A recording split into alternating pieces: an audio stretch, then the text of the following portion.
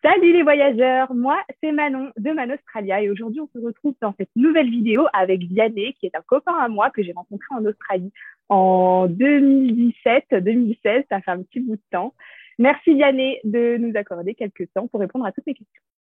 De rien, Manon.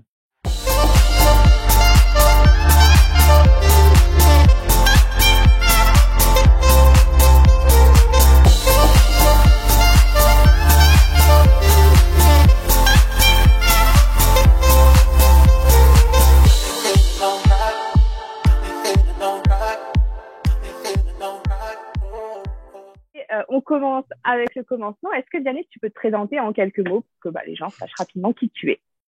Bien sûr. Donc, je m'appelle Vianney, j'ai 26 ans. Je viens d'Angers, dans le Maine-et-Loire. Et je suis arrivé en Australie en 2016. Donc, ça fait déjà presque 6 ans que je suis en Australie. Et je travaille en tant que consultant en gestion d'affaires pour une entreprise de consulting à Sydney. Parfait, merci. Ok, alors du coup, on va vite fait se focaliser sur ton parcours en Australie.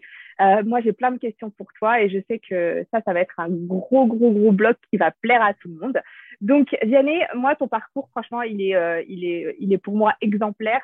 Je t'ai connu en Australie quand tu venais d'arriver, je crois, avec le Working Holiday Visa, c'est ça? C'est ça. Et puis, Donc, peu de temps après, tu es passé en visa étudiant et tout s'est enchaîné. Tu as obtenu ensuite le Postgraduate Visa. Je vous expliquerai ensuite ce que c'est que le Postgraduate Visa. Mais si tu veux bien, est-ce qu'on peut reprendre depuis le début? Pourquoi avoir choisi l'Australie? Qu'est-ce que tu faisais en France? Voilà, un peu plus de détails sur ton parcours. Ok, alors retournons en 2016. Alors, qu'est-ce que je faisais en France? Je finissais mon DUT en technique de commercialisation à Metz. Et à la fin de mes 2 ans, je ne savais pas vraiment quoi je voulais faire ou où je voulais aller. Et j'ai décidé de partir 6 mois à l'étranger pour parler anglais.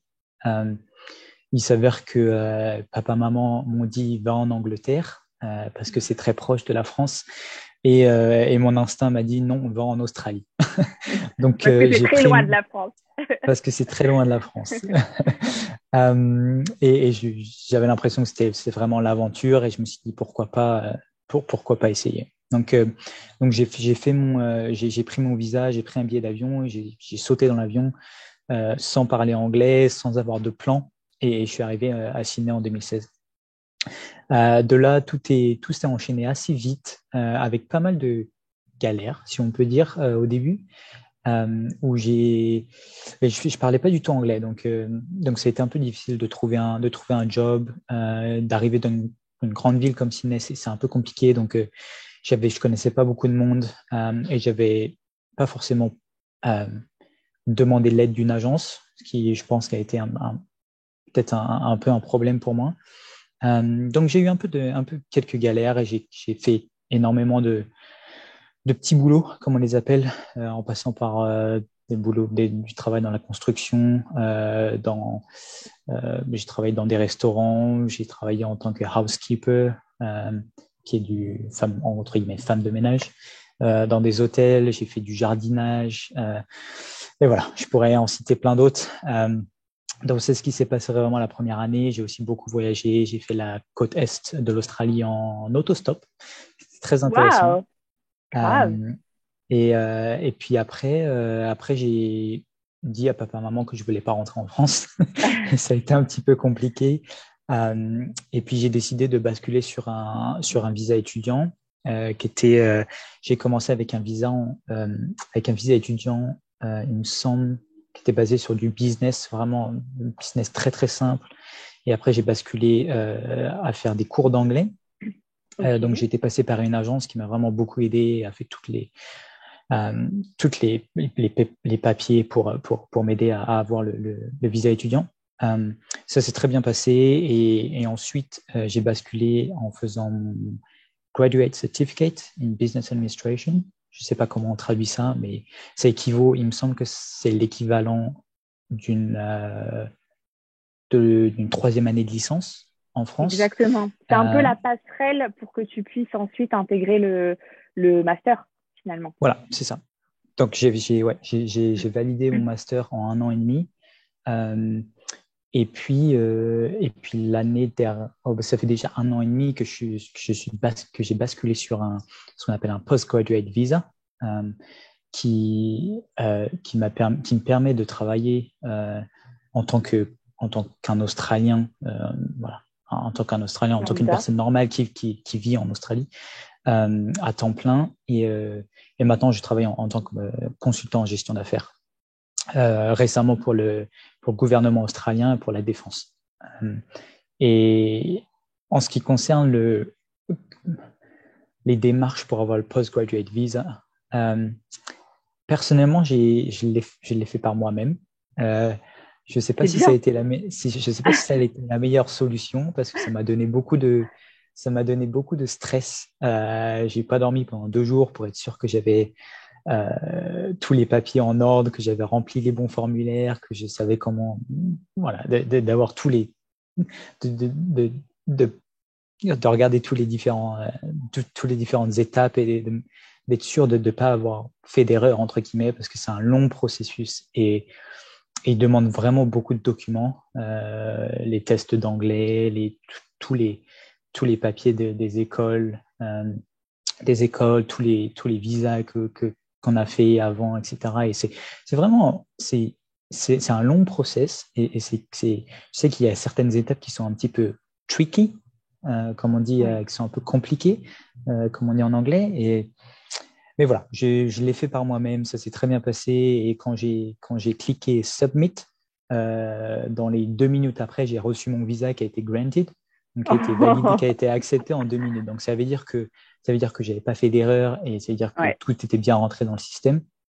Bon, ça m'a coûté 2 nuits sans dormir. Et voilà. Mais ça t'a fait économiser combien? Est-ce que tu t'étais renseigné, par exemple, sur l'aide, admettons, d'un agent d'immigration? Oui, je me suis renseigné sur ça.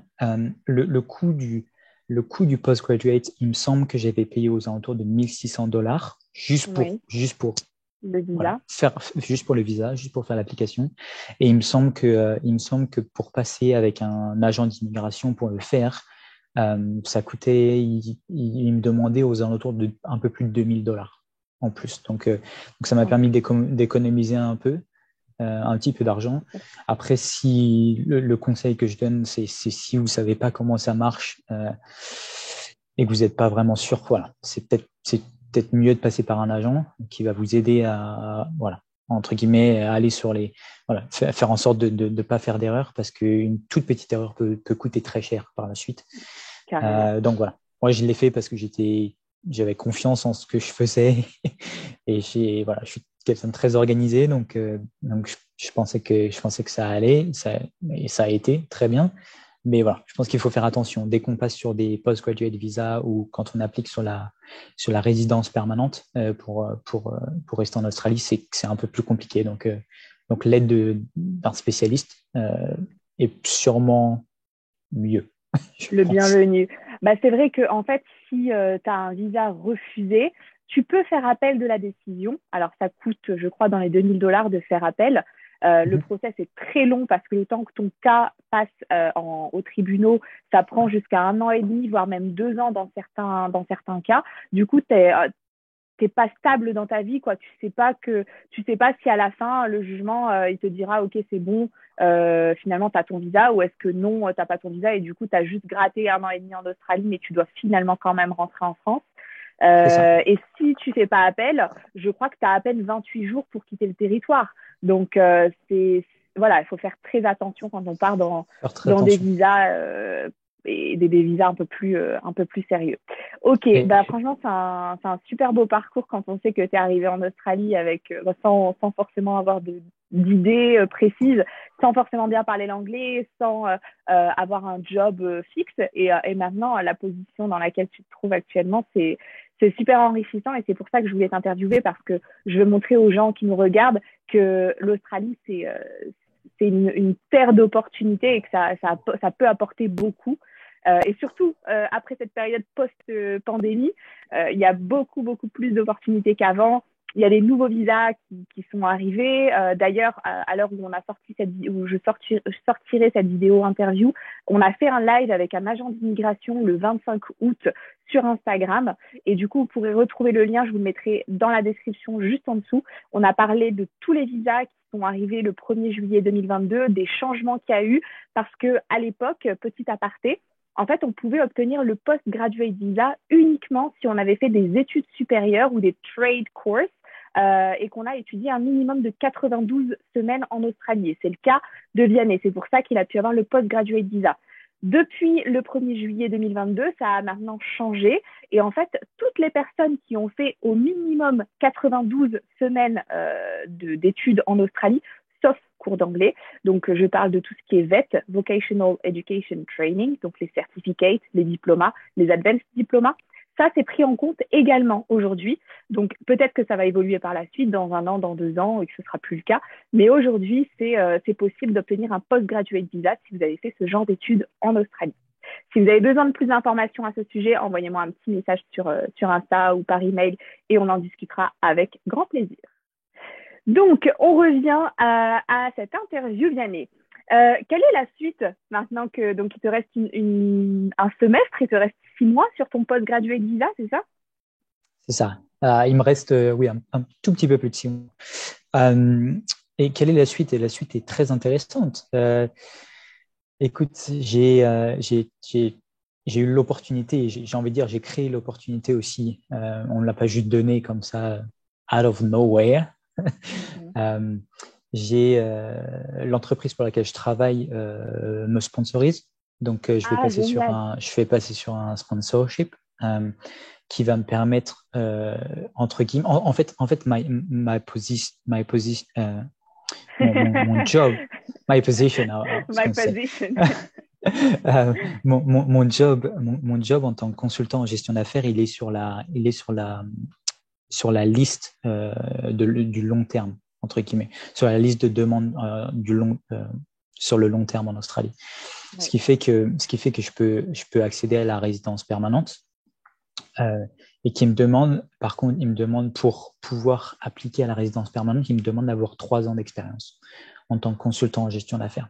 À la fin de mon postgraduate, j'aurai que 2 ans d'expérience.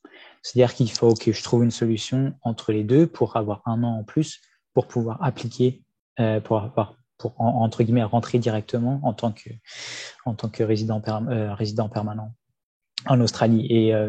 Et donc, l'entreprise pour laquelle je travaille était vraiment... voilà, ils ne veulent pas que j'aille nulle part.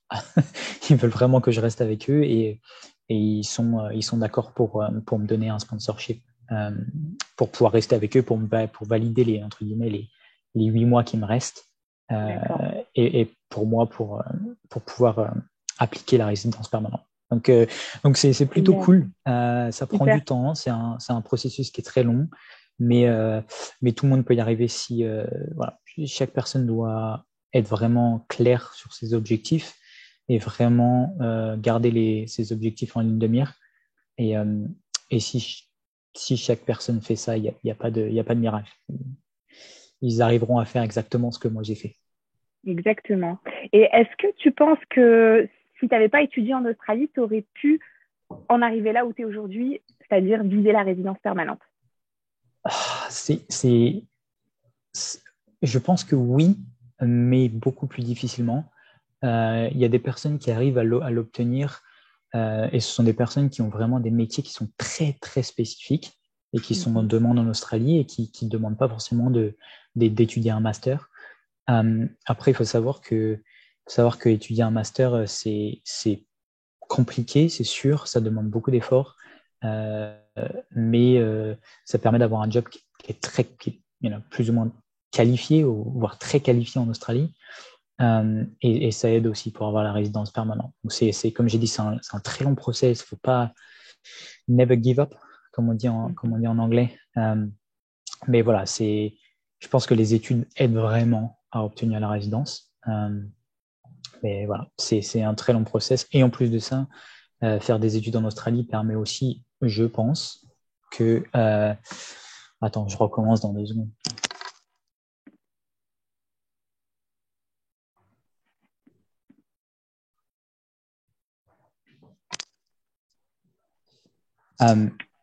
Oui, je disais que étudier en Australie, faire des études en Australie permet vraiment euh, je pense, d'obtenir la résidence permanente plus facilement, mais aussi à d'autres bénéfices comme avoir un salaire plus élevé, logiquement. Surtout ceux qui font qui font un master. C'est vraiment un des avantages, je pense, en Australie que personne ne peut avoir. D'ailleurs, au niveau du master, est-ce que tu te souviens combien ça t'a coûté? Combien ça m'a coûté? Ça a dû me coûter. C'est un peu compliqué. Juste le master en soi ou le master plus le graduate certificate plus les cours d'anglais, etc. Non, disons que le master. Que le master. Je pense que le master, il a dû me coûter aux alentours de on va dire les 2 ans, parce qu'on va dire que le graduate certificate, il englobe le master, il fait partie du master. Ça a dû me coûter aux alentours de $40,000, il me semble. Maintenant, je pense qu'il y a beaucoup de gens quand ils vont regarder la vidéo, ils vont se dire wow, $40,000, c'est énorme. Oui, c'est beaucoup, mais quand vous arrivez à avoir un job qui rémunère bien derrière, le retour sur investissement, il est quasiment instantané. Donc faut vraiment le voir en tant qu'investissement, plus que wow, $40,000, c'est énorme.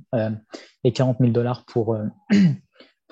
pour un master, c'est pas si affolant que ça quand on remet les prix en euros, entre guillemets, sur une grande école de commerce en France. Donc, voilà, il ne faut pas vraiment se fixer sur le prix, mais plus sur le retour en investissement et ce que vous pouvez gagner par la suite. Oui, c'est exactement ce que je dis à tout le monde. C'est vrai que quand je leur annonce les prix des masters, même parfois des cours de VET, les certificats, les diplomas, les gens sont là, waouh, ça coûte trop cher de faire des études en Australie. Mais déjà, on va en parler juste après dans la seconde partie de cette interview. Les salaires sont beaucoup plus avantageux qu'en France. Il y a beaucoup plus d'avantages. Et puis, comment dire, une passerelle dans certains cas, attention, pas dans tous les cas, mais c'est une passerelle vers la résidence permanente, c'est-à-dire une qualité de vie derrière qui est complètement différente de ce qu'on a en France. Donc, attention, je ne crache pas sur la France, je suis très heureuse en France, je ne regrette pas d'être rentrée, mais c'est vrai que j'ai toujours l'Australie dans un coin de ma tête. Et malheureusement, bon, moi, j'ai pas eu le courage de faire ces études aussi poussées que toi. Peut-être que j'étais un peu moins investie et que c'était peut-être moins mon projet. Mais si votre projet, c'est vraiment de rester en Australie et d'obtenir la résidence permanente, il existe des solutions, mais oui, il faut être capable d'investir sur soi-même. Et c'est comme tout, c'est comme quand on prend une formation en ligne avec le compte CPF ou autre, on investit sur soi-même et puis derrière, ça nous apportera des bénéfices. Donc, bon, c'est vrai que c'est un coût, mais ça vaut le coup. C'est un coût qui vaut le coup. C'est un coût qui vaut le coup. Exactement ça. Alors, on va enchaîner sur cette troisième et dernière partie. Enfin, plutôt deuxième et dernière partie, ça concerne du coup vraiment l'expérience professionnelle. Je trouve que c'est très intéressant. Au début de cette interview, tu m'as expliqué que tu avais démarré par des petits jobs de backpacker. Je ne savais pas d'ailleurs que tu avais fait du housekeeping. Je t'imagine pas du tout, mais c'est super cool. Et alors, donc là, tu as répondu à cette question. Est-ce que tu as déjà fait des jobs de backpacker qu'on appelle backpacker? Oui. Et ensuite, comment est-ce que tu as switché vers des jobs un peu plus posé, un peu plus sérieux? Comment ça s'est passé? Encore une fois, c'est un process qui est long et il faut vraiment pas lâcher. J'ai commencé par des petits jobs qu'on peut appeler des jobs d'été, entre guillemets, en France. Vraiment pour comprendre comment ça marchait en entreprise ici et juste parler mieux anglais et juste avoir de l'expérience et mettre un peu d'argent de côté. Et donc, en fait, la transition, la manière dont j'ai transitionné entre des petits boulots de backpacker sur des métiers plus stables, entre guillemets, c'est que je me suis servi de mon master, je me suis servi de mes études entre guillemets, en essayant de trouver un boulot qui était en relation avec ce que j'étudiais. Donc, entre guillemets, ce que j'étudiais pendant le master, j'appliquais directement le même jour, entre guillemets, dans une entreprise. Donc, j'ai pris, ça faisait pas partie des sujets ou quoi que ce soit dans mon master, mais j'ai pris ça comme, entre guillemets, un job à temps partiel, en plus de mon master, et je l'ai pris comme un placement, donc comme un Un stage? stage, entre guillemets, euh, comme un stage, voilà, qui m'a permis, un stage qui était rémunéré. Bien sûr. Et j'ai fait ça pendant 2 ans, qui m'a permis d'acquérir beaucoup d'expérience, de connaître pas mal de monde aussi. Et voilà, de fil en aiguille, j'ai continué à agrandir, entre guillemets, mon réseau professionnel. Et aujourd'hui, je suis consultant en gestion d'affaires dans la City à Sydney et ça se passe très bien. Mais encore une fois, c'est un process qui est long je sais qu'il y a beaucoup de gens qui en ont marre, entre guillemets, parce que ça prend du temps. Mais je suis un exemple typique d'une personne qui a réussi. Donc, voilà, toute personne peut réussir. Il y a aucun souci à ce niveau-là. Et pour ta recherche de job, ça a été plutôt le bouche à oreille, plutôt LinkedIn, plutôt Seek, Euh, plutôt quoi? euh, Facebook? c'est le premier job que j'ai eu, c'était dans l'aviation et ça peut surprendre beaucoup de monde, mais c'est passé par Gumtree, qui est Ok, vraiment pas un job pour les entre guillemets, pour les grosses entreprises, etc. Je suis tombé sur une personne qui était vraiment, voilà, vraiment haut dans la sphère, entre guillemets, dans le management à Sydney et il recherchait un étudiant, entre guillemets, pour l'aider sur un projet en aviation. Et voilà, entre guillemets, c'est tombé sur moi. On a eu quelques entretiens, ça s'est très bien passé. Donc, ma première vraiment opportunité, elle est passée par Gumtree. C'était vraiment très bizarre, pour être honnête, mais voilà. d'accord. Et la suite, le boulot que j'ai trouvé là maintenant, dans lequel je suis depuis 1 an et demi, presque 2 ans maintenant, c'est passé sur LinkedIn. Donc LinkedIn, c'est vraiment c'est la plateforme number one, comme on dit. Si vous voulez chercher un travail vraiment, j'aime pas utiliser professionnel, mais plus dans les bureaux, etc. LinkedIn, c'est là où il faut chercher. Même avant Seek, même avant Indeed, Ouais. LinkedIn, c'est la première plateforme. Carrément. Franchement, optimisez votre profil LinkedIn. C'est vraiment la plateforme numéro 1 en Australie. D'ailleurs, j'avais fait un webinaire avec Aurélia Grino, qui est spécialiste du recrutement et de LinkedIn, que j'ai aussi rencontré en Australie, comme quoi l'Australie, ça fait développer son réseau d'affaires. Et donc, je vous mettrai le lien juste ici ou juste ici, je ne sais plus trop, pour revoir ces webinaires. Il est hyper enrichissant. Elle nous donne des conseils que je ne connaissais pas, pour notamment, par exemple, les recherches booléennes et ce genre de choses. Euh, Regardez le webinaire. Ok, super, merci pour ça. Alors maintenant, j'ai une question. Je pense que c'est la question que je veux te poser depuis le début de cette interview et je pense aussi que c'est la question que tout le monde veut savoir. Est-ce que tu peux nous donner une fourchette après être diplômé en Australie? Quels sont les salaires qu'on peut espérer en tant que junior? Euh, c'est une bonne question. Euh, Normalement, c'est pas tabou, hein, le salaire en Australie. non, c'est pas tabou, c'est pas tabou. Ça dépend vraiment de la culture de l'entreprise dans laquelle une personne travaille, mais euh, ça dépend beaucoup du boulot que la personne fait. Je sais que moi, personnellement, en tant que consultant en gestion d'affaires, on va dire que sur une fourchette, je dirais que c'est entre et c'est encore ça dépend. C'est après au moins 1 an et demi, 2 ans d'expérience dans une entreprise qui est moyenne entre guillemets, aux Oui, alentours de 40, 50 employés. Euh, on va dire que c'est aux alentours de entre 85 000 et 110 000 dollars par an. Ce qui, voilà, je sais pas combien ça fait exactement en France. Tout ce que malheureusement, je peux pas révéler mon salaire, non, bien sûr. mais on va dire que mon salaire aujourd'hui tourne autour euh, d'un, du salaire d'un bon cadre supérieur en France. Et Ouais, j'ai 26 ans et je commence ma c'est carrière. ça, Donc c'est ça, voilà, voilà. exactement.